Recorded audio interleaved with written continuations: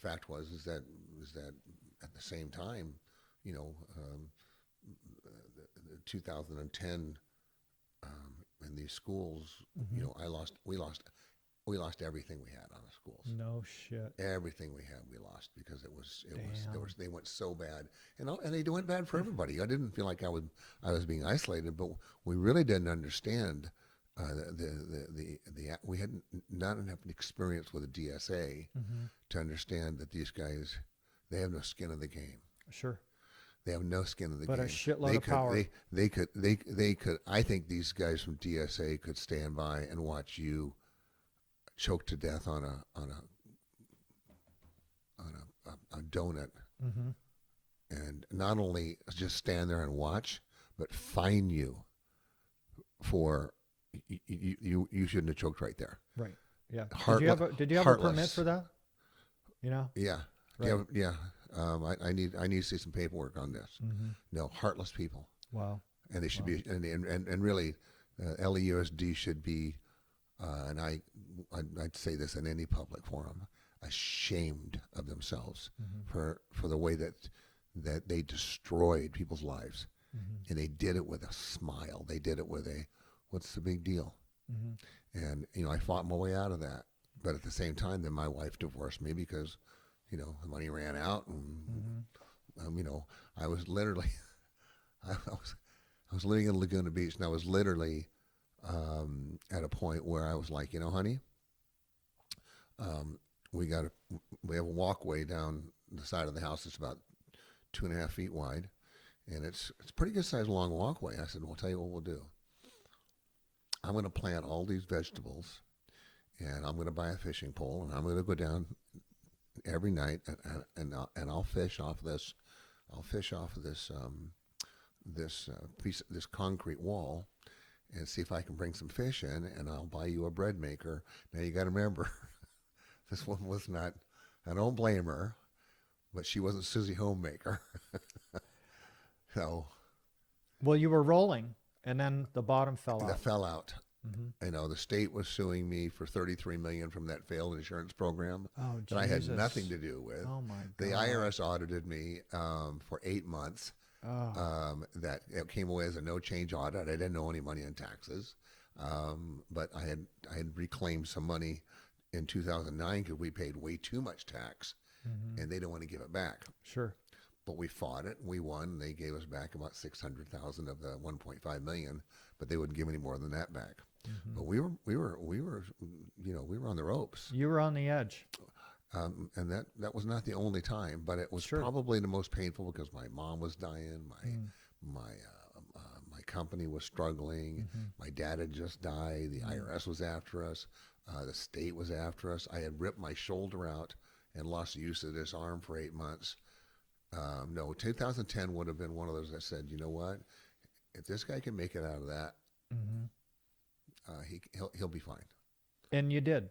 Oh, more than that. You did. More than that. Yeah. More than that. So I tell you something I'm really proud of, Rob. In our 44 years, it has been in the first 6 months of my business, AMS on a McDonnell Douglas job filed a lien, and that's the only lien I've ever had in almost 44 years. No shit. No supplier has ever had to file a lien to get paid, no matter whether I got paid or not. And no matter what I had to sell, buy, borrow, steal, whatever I had to do, my suppliers always got paid. And so did your men. And so did the men. It didn't matter to me. I didn't care what happened to. I didn't care what happened to anything else. But because I knew that if you destroyed things that were of such importance, people's trust, their faith in your vision. Sure. If they lost that, you were done. Yep. All you have is your reputation. That's all you have. That's it. That's all you have. And people took a chance on you in the beginning, and you had the integrity to Well, when you go back to the panel company, yeah. When did you start that up? Well, I had a couple of guys that came into my office one day, 2011. Now, remember, 2010, the shit's falling in. I mean, I'm not just licking my wounds. I'm still trying to stitch them up. Sure. So when they walked into the office, they said, "Hey, we got this great idea. What do you know about panel business?" I don't know anything about the panel business. Well, here's our prospectus. And they rolled out this 12-month, 24-month prospectus with all these, great ideas about how big this could be, and I, well, that's grandiose, but honestly, I don't have any money. I don't have it.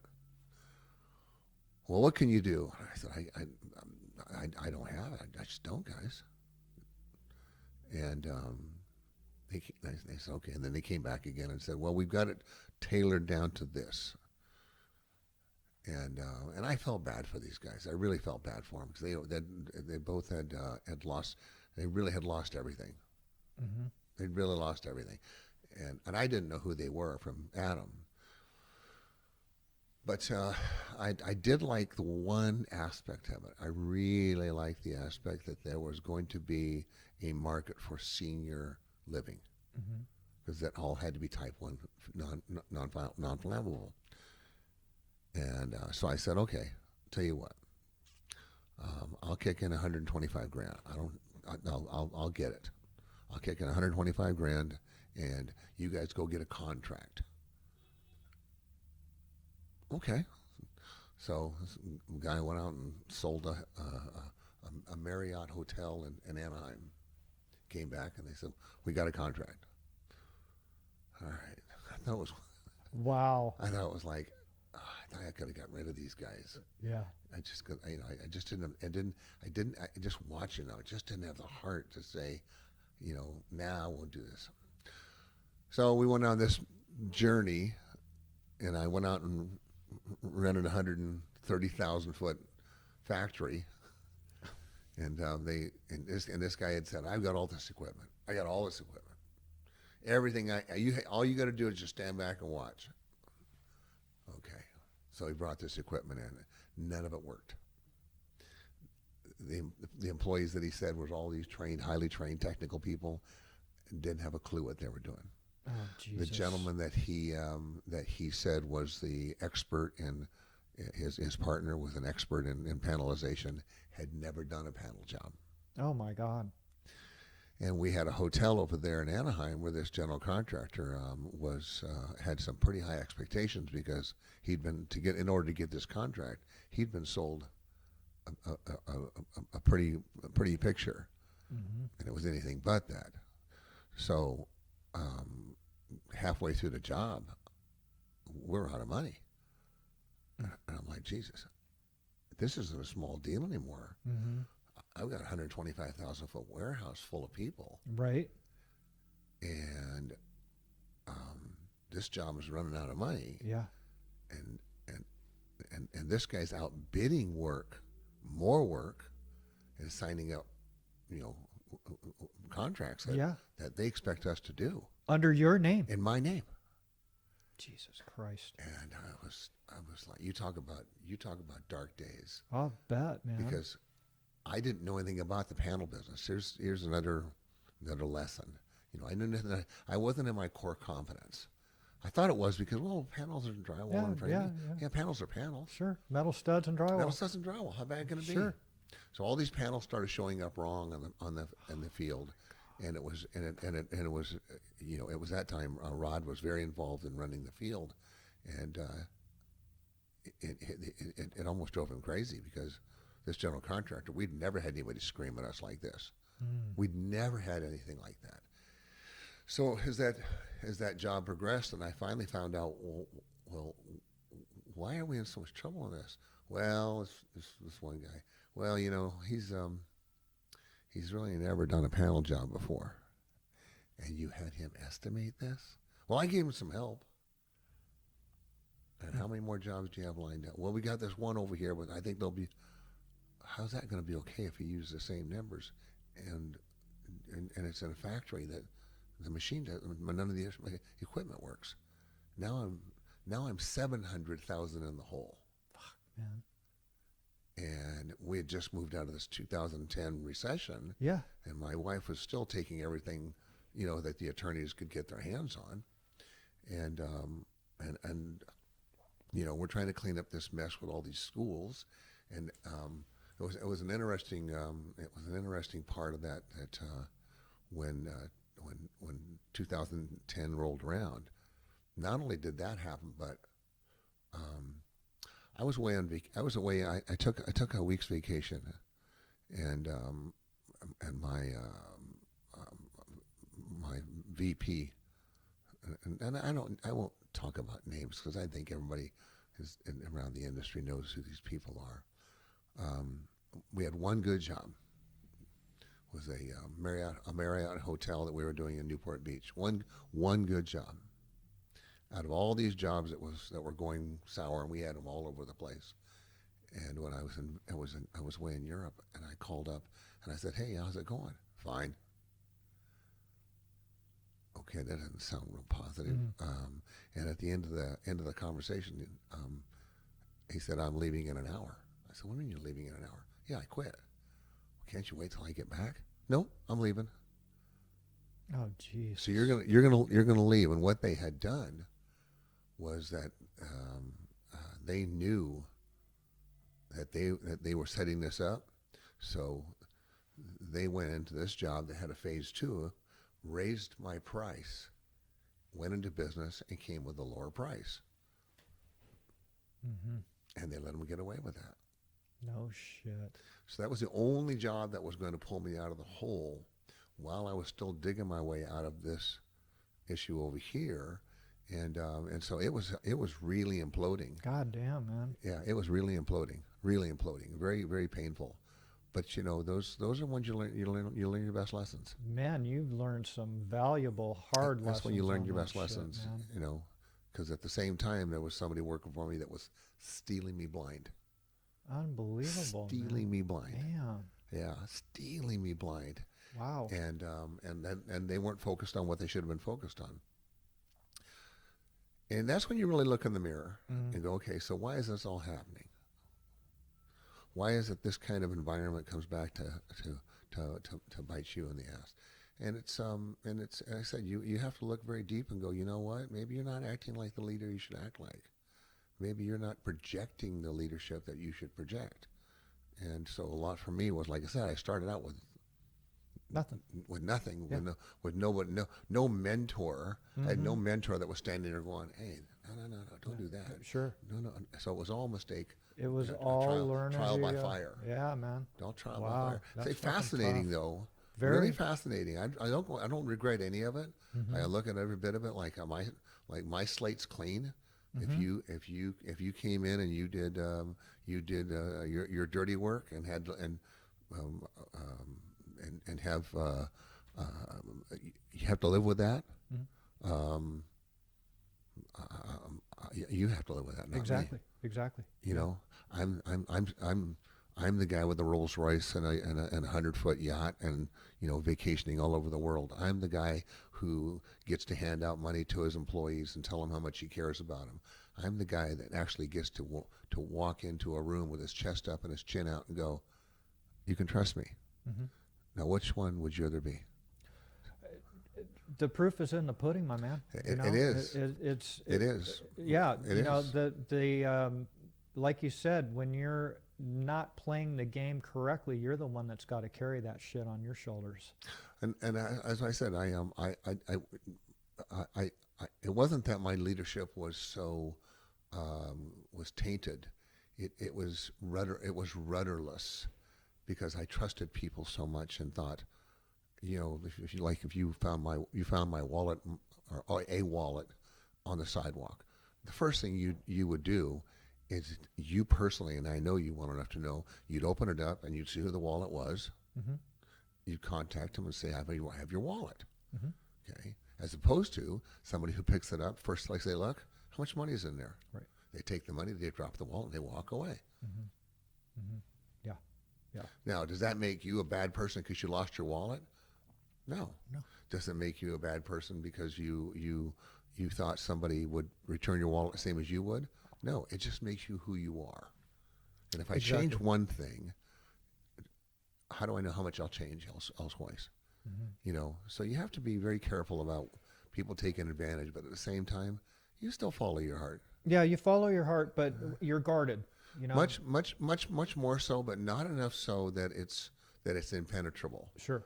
You still have to trust people, and they have to trust you. But you also, if you set that standard, and you set it as high as you can set it for expectations on how you conduct yourself, and then you can have those same expectations for how they conduct themselves. You cannot be one way and they expect them to have another picture of you. That doesn't work. No. And that's why I said that was probably over my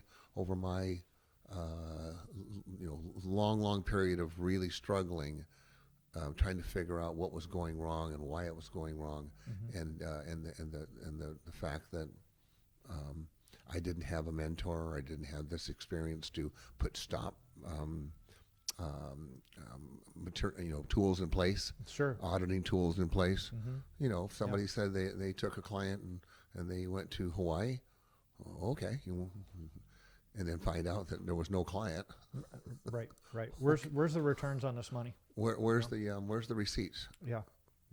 Oh, I'll get them for you. Oh, okay. I'm not stupid, but okay, I trust you. Right. I trust you. Sure, go ahead. Whatever. Yeah. I get it. We're not here to play mommy. Do your job, do what you're supposed to do, and do it the right way. Sure. And we'll all benefit from those results. Yeah. Yeah. One of the things that came out of all that was we don't allow our guys to go to lunch or to play golf or go on vacation with suppliers. Not allowed. This girl over here in accounting works just as hard as you do, and the only reason because you're in this position and in contact with this supplier doesn't give you more benefits than her. That's fair. So how do I justify that? You have to explain to everybody why you're so special. Sure. Doesn't work that way. It has to be a very, very level playing field, in every sense. And these were the lessons that were learned through that's why time. I said those were lessons learned, and they work. They work great. We have a very fluid industry, and there's a lot of money involved. Yes. And I will take less if I do it the right way than I would taking more and doing it the wrong way. And that's 70 years old. I'm 70 on February 24th. Congratulations. Yeah, and I said, if I was raising my son to take over, if I was raising my grandson to take over, he would have that benefit. But my dad was a butcher, and the girl that I started out with and got her pregnant, he passed away long ago, and I wouldn't have used a thing he had to say. There was no lesson there. That is one hell of a story. Any plans on retirement for you, or? Well, I mean, I go in the gym most every day. I have a wonderful wife, a wonderful marriage, very loving family. I love what I do. Is there a time limit on it? No, but I know the right thing to do. I'll know the right thing to do when it's time to do it, and as long as I stay relevant, sure. as long as I can lead effectively, then with the way that medicine and medical science work nowadays, I'll probably have a pretty high level energy for quite some time. We ski quite a bit. Good. We do a lot of different activities with families and whatnot. So I don't see myself slowing down. Good for you. What? Yeah. To do what? Exactly. To do what? You can only have so many drinks, right?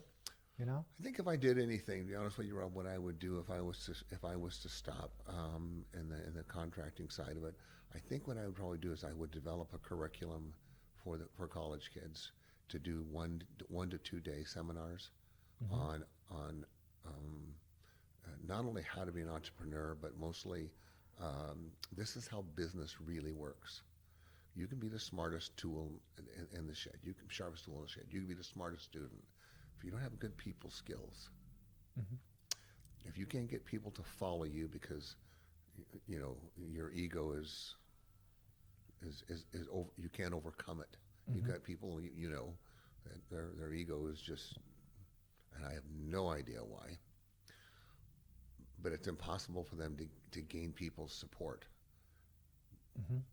If you can take these college kids that are coming out and giving them some ideas on how to start small and be patient, and you don't mind being uncomfortable when you're young.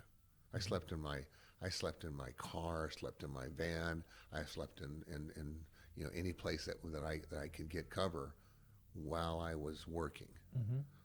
But if I was laying around, totally different story. But it takes patience. It takes Absolutely. perseverance. Yeah.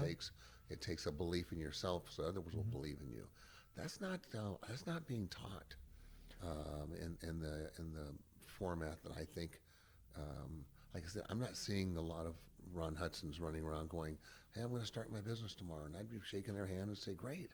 Hmm. Somebody works for me and say, "You know what?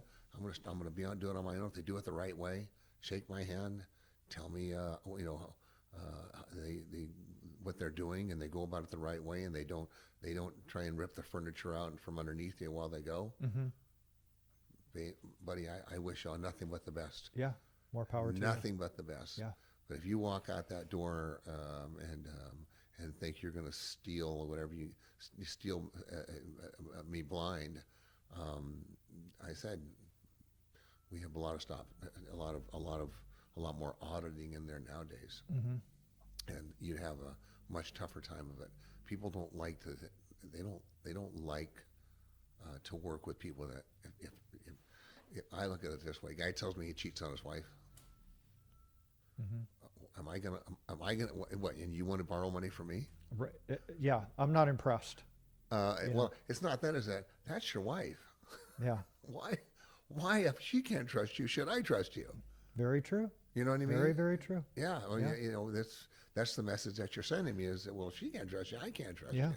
So I don't think that there's a great deal of that's been resonating with really effectively resonating with how businesses should behave themselves. Hmm. How leaders business is just a word for a group of people.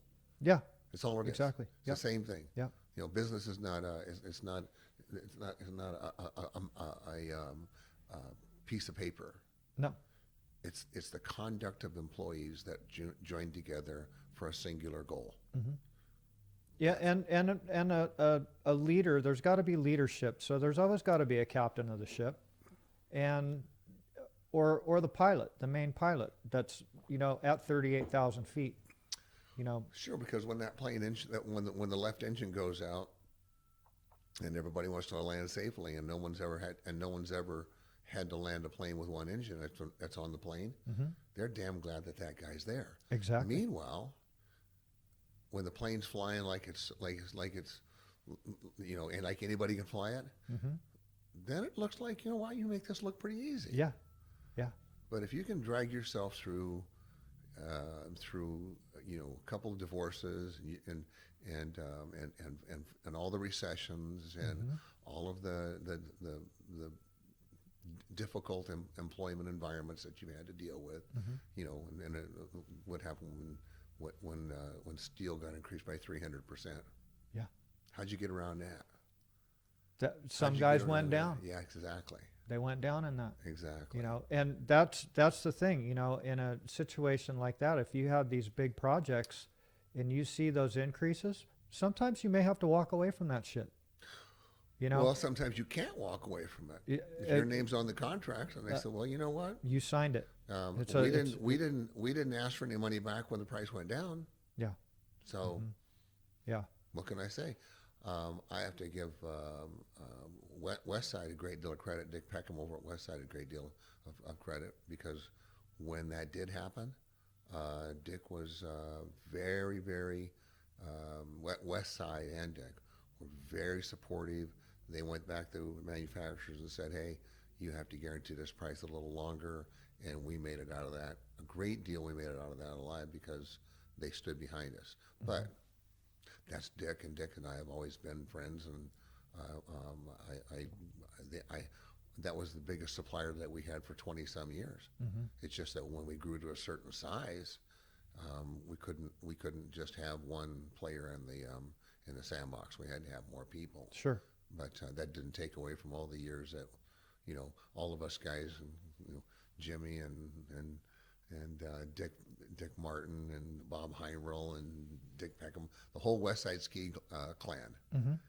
That didn't take away from any of that. And Dick, he's a gambler, hence the name of his boat, right? Boat, yeah. And Dick took chances on good people. I'm Yeah, sure yeah. he's been burned by some bad people. Yeah, Dick loaned me money a couple of times, and both times he got paid back every dime, including interest. I never, ever not. Were we gambling? He could have easily walked away and said nah, but no, he's always been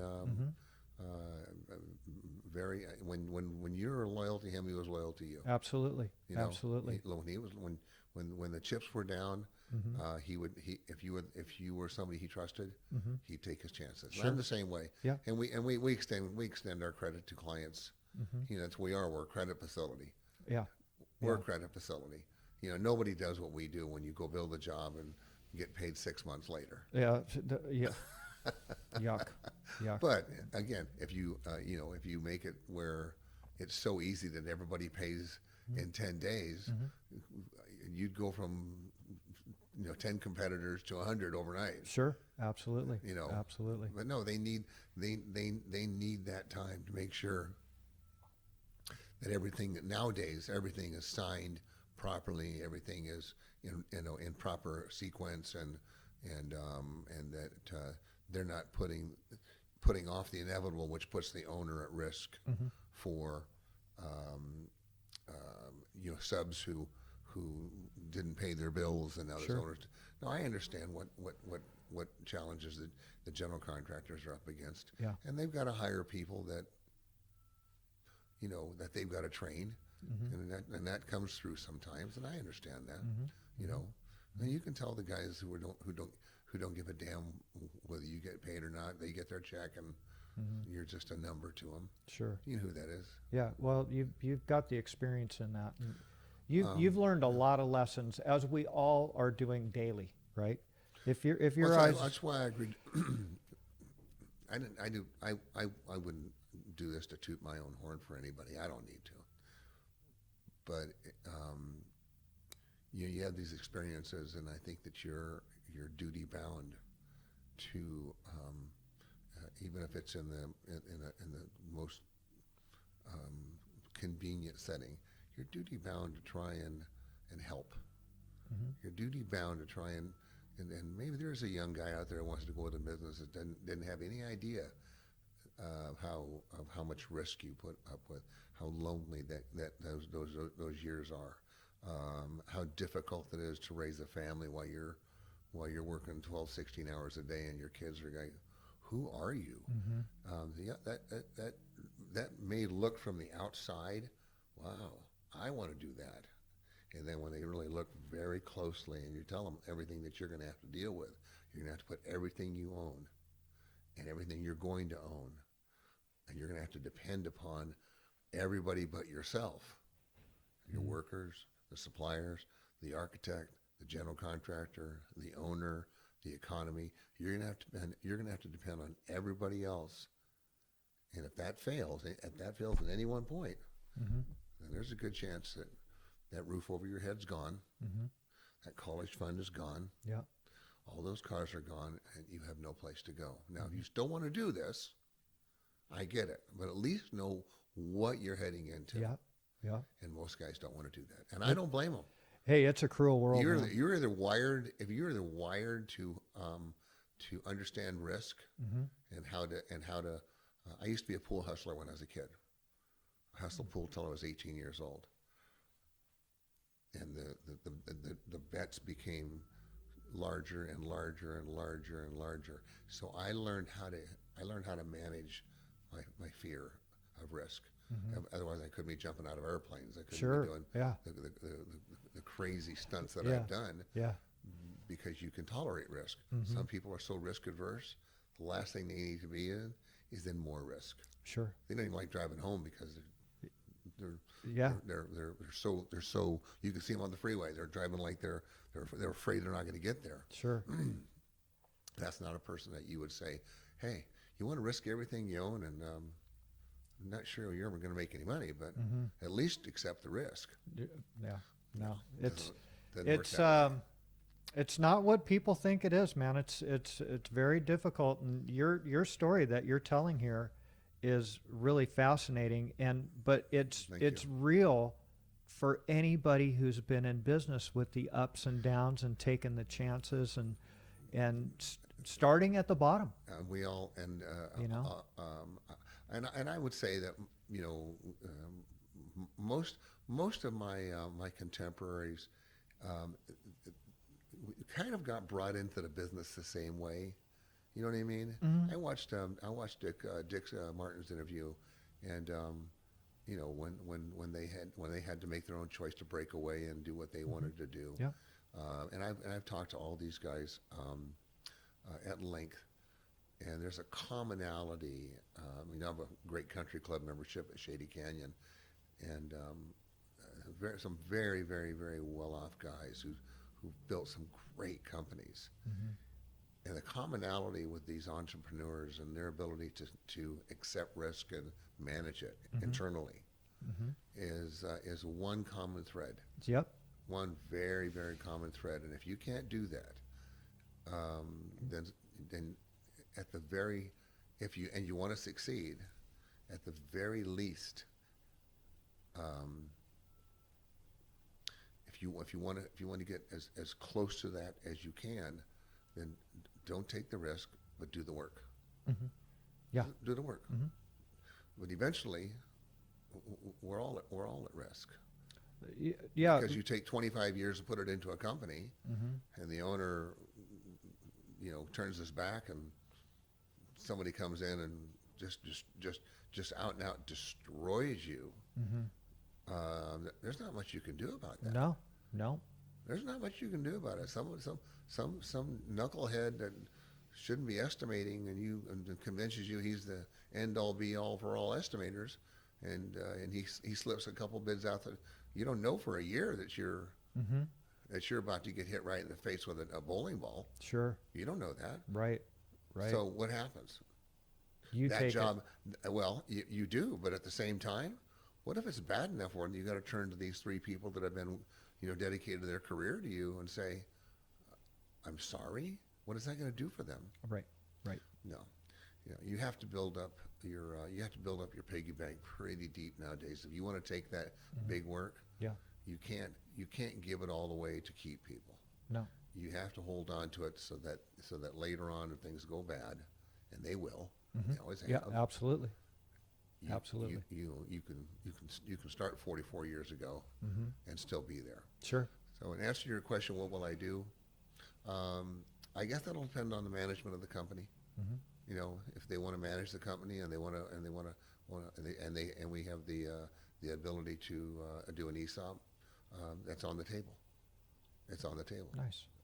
If not, um, I would at the very least, we would, you know, I would arrange for a sale and a slow transition so that Mhm. everybody maintained their jobs. We we wouldn't change that dynamic any more than the fact that that, you know, there was a new face that came in the office each day and said, "How's everybody doing?" Mhm. You know, Got it. let them do Got their it. job. Got it. Let them do their job. You know, What a story, man. What a frickin' story. And I love hearing these about, starting with nothing and having the balls to jump in and learning as you go. And fascinating life. it's really, really awesome, Ron, for you to come in Fascinating here life. and share this with us. Well, And I'm like I said, I'm glad to do that. No matter what, there might be a mess. We had a very unfortunate accident, and in that, you know, we held a company party for Christmas, mhm. about 300 of our guys showed up. We only had 3 cases of beer, but beer was brought back on property. Um, there was some drinking that went on prior, and one of the guys, when he left, pulled around the corner and hit an 80-year-old man and killed him. Oh my gosh. And that it woke us up. Wow. It woke us up. It really did. And there's this could have been a mother of 4. This could have been a dad of and if this poor soul at 80 years old was instrumental in saving other lives, it's because I take the risk of passing it on.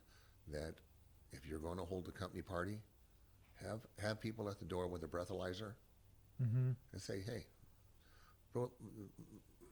blow into this, let's make sure you're okay. Mm-hmm. If not, have a row of Ubers down the street Yeah.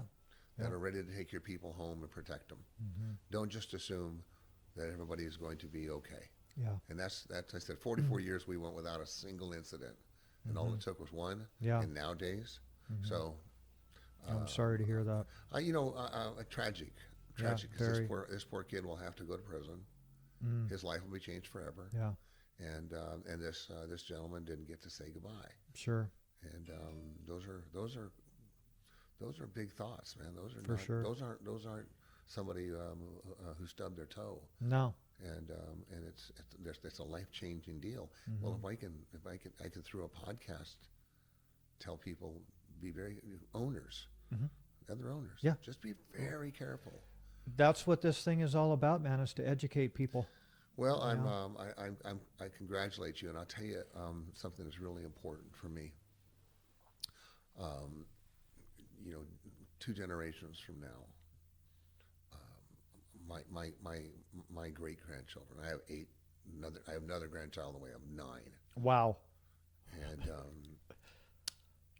no doubt I'll have and build upon my legacy. What is that legacy? How do they know? How do they? This know? is part of it, man. This is part of it. This Mhm. is an opportunity for me to do this in a setting that it's very comfortable, and it's not surrounded by a bunch of people who you think somebody's trying to, you're trying to impress anybody. Not This is the real deal, not man. even for a second. Yeah. Was this my experience? Absolutely. Funny, when I jumped out of the plane at Mount Everest, my daughter was pregnant with my little granddaughter Eden, and the first thing I said when the chute opened up, and was one of those Hail Marys, like Yeah. I don't know, I'm not a skydiver, but I thought it would be a pretty cool thing to have on your bucket list. For sure. And I said, I got the opportunity. The first things was, Eden, I just want you to know we haven't met you yet, but I love you, and I'll always be there for you. And so years later, now that she's 10 years old, and we show her a video of that, Hmm. the impact to her is huge. Absolutely. You were thinking about me when I wasn't even born, Grandpa. Yeah. Yeah. And I think that this will be much the same when Mhm. they get a load and they say, you know what, watch this video of my grandpa.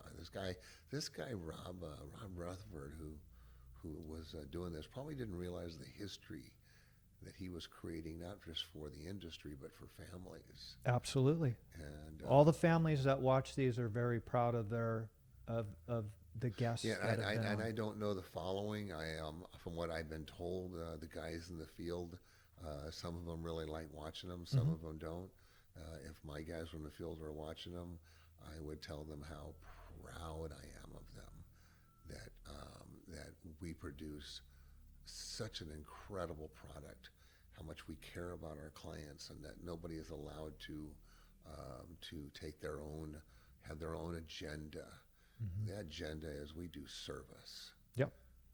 Yep. And you can be proud of a company that you work for that is founded on such great principles. Mhm. and that took a long time to get there. It sure but did. they're there, Hmm. and when you can go home and tell your kids, yeah, wow, we did a great job. I used to love driving around my family, and I'd say, I did that job, and I did that job. I worked on this job, and I worked on that job. Yeah.